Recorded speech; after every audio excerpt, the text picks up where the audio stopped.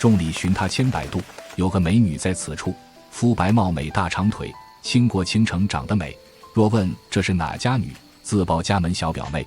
没错，你眼前看到这个正在山里乱转的美女，正是我三舅家的小表妹，刚过完18岁的生日，就和姐姐一样独自出来闯荡闯荡。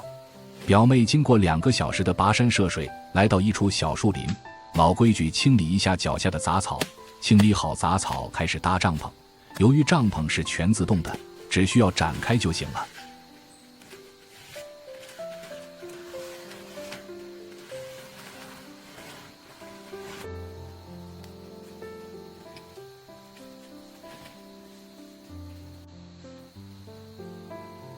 搭好帐篷的表妹并没有急着开始找柴火，而是先把防潮垫铺好，先吃个苹果补充一下维生素，顺便小歇一会儿。1个苹果下肚，表妹又恢复了满满元气，拿起柴刀就去附近砍木棍，2短1长，正好用来搭个小吊炉。搭好吊炉，开始找柴火，突然发现一棵树上长满了木耳，这可是个大补品。